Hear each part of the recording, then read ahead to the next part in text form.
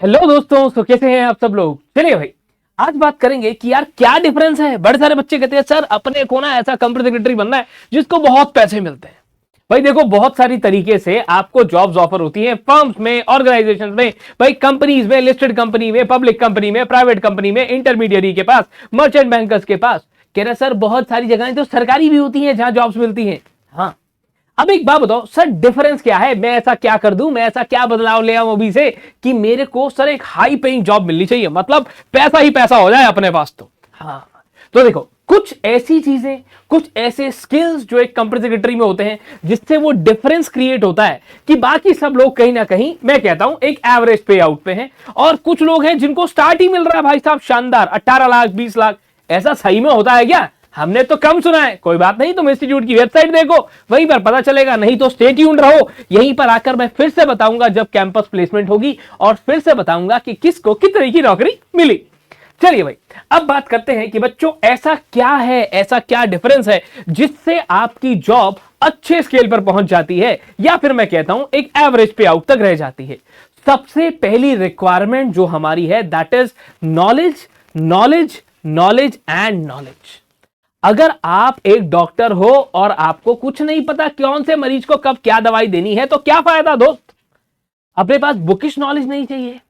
ये नहीं सिर्फ और सिर्फ बातें हैं अपने पास, ना ना ना, अपने पास नॉलेज है और बहुत अच्छे तरीके से अपडेटेड, अमेंडेड एक्ट रूल्स अपने दिमाग में सब फिट है।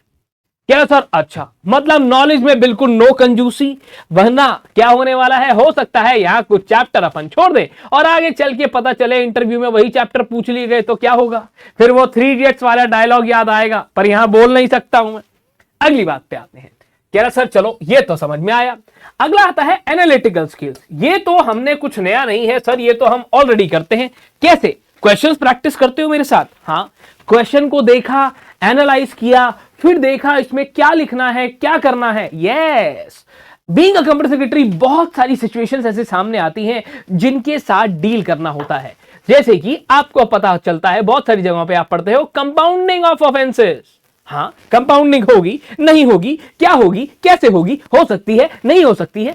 अभी बच्चा सिर्फ इतना देखता है कहां पर कितने सेक्शंस लगने हैं, कहां पर कौन सी केस स्टडी लगनी है, पर यही सब प्रैक्टिकल लाइफ में जब पहुंच जाओगे तो भैया तब एनालिटिकल स्किल्स काम आने वाले हैं कि चीजों को एनालाइज करो जैसे आप अपनी राइटिंग प्रैक्टिस में करते हो। ओके, ये सिर्फ और सिर्फ मैंने बहुत छोटा सा एग्जांपल बताया, चीजें बहुत सारी आती हैं।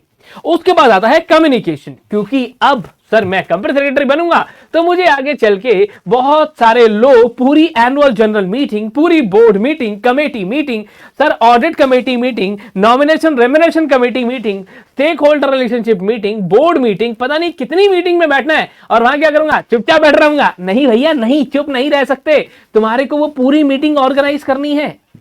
अच्छा, यस, तो अच्छे कम्युनिकेशन स्किल्स की हमारे को बहुत रिक्वायरमेंट है, वरना शेयर होल्डर से बातचीत कैसे करेंगे? पूरे इतने सारे शेयर होल्डर्स बैठे हैं, सबको मैनेज कैसे करेंगे? कह रहे सर, और उसके बाद आता है आपके पास वर्क एक्सपोजर, यानी कि आपके पास नॉलेज तो है सर, नॉलेज आपके पास है, बहुत जरूरी है, प्लस वो नॉलेज को प्रैक्टिकल नेचर का भी पता होना चाहिए कि कहां पर कौन सा प्रैक्टिकल एक्सपोजर, कहां पर कौन सी चीज अप्लाई होने वाली है। अगर मैं कहता हूं, चलो बच्चों ने कहा कि चलो सर आज इसमें तो एसआर पास होगा, एमजीडी 14 फाइल होगा, चलो ठीक है, अच्छी बात है। अब एमजीडी 14 असलियत में फाइल कैसे होता है? और दूसरी बात, आपको इतने सारे सब्जेक्ट पढ़ाए जाते हैं ताकि आपके पास अक्रॉस मेनी एरियाज आपके पास नॉलेज हो।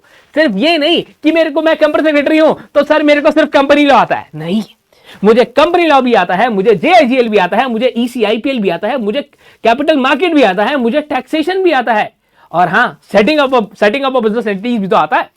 तो ऐसे ही वर्क एक्सपोजर प्रैक्टिकल नेचर का, जितना अच्छे से, जितने ज्यादा एक्सपोजर्स में हमने काम किया होता है, उतने ही ज्यादा चांसेस हो जाते हैं to have a good and very good in fact job.